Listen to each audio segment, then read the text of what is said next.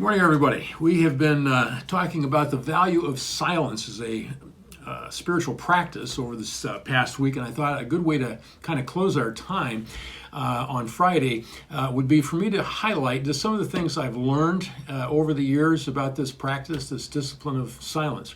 So let me give you three observations. Observation number one is this: you can get addicted to mental stimulation. In other words, you can be continually connected between the computer and the radio and the TV and interpersonal interactions with other people, and just everything keeps your mind so stimulated that it's like being hooked on a drug.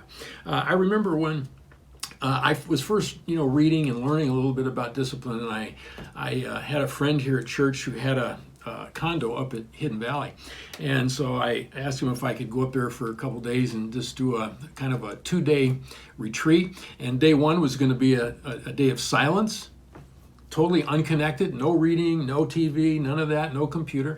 And then day two was going to be a day of study. Well, I got about 3 hours into my day of silence and I caved.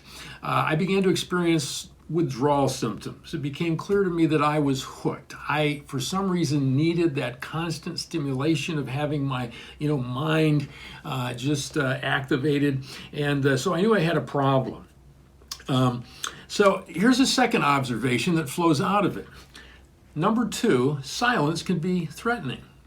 Blaise Pascal, the philosopher and scientist, has a famous quote. He said, "All men's miseries derive from not being able to sit in a quiet room alone." Now you might ask, well, why is that? Well, for one thing, when we sit in our room alone without a chance to be stimulated by any external or even internal things going on, all of a sudden the repressed pains and hurts of life can begin to surface, and you begin to relive those pains, and so we avoid that by constantly keeping ourselves stimulated so we don't have to think about those things. It's also a place where God begins to speak to us, and if you don't know what we talked about yesterday, about how deeply God loves you, you can fall into that trap of picturing God as this cosmic killjoy who just wants to take all the joy out of your life. But as you get to know a God who loves you, you begin to trust him. And as you begin to trust him, you begin to find tremendous joy in just spending time with him and taking every aspect of your life and just kind of talking through your life with God.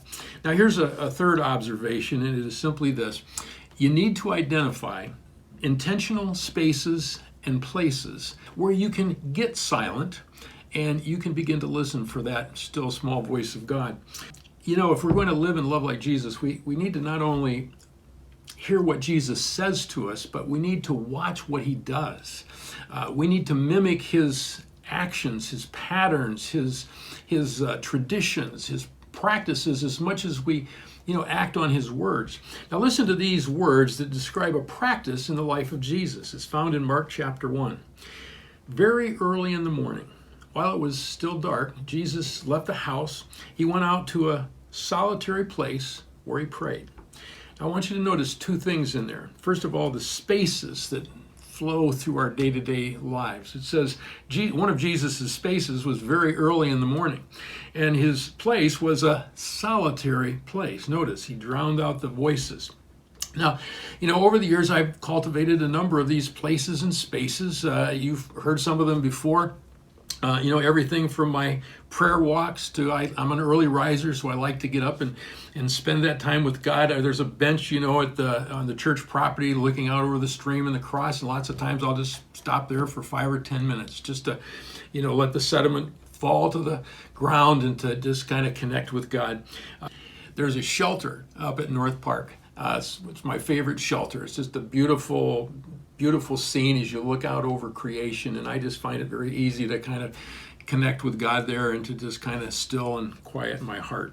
So that's my challenge to you as we come to the end of this week in this study on silence, that you would identify 3 to 5 different spaces and places in your life, and then you would begin to intentionally just quiet and still your heart and begin to listen for the voice of God.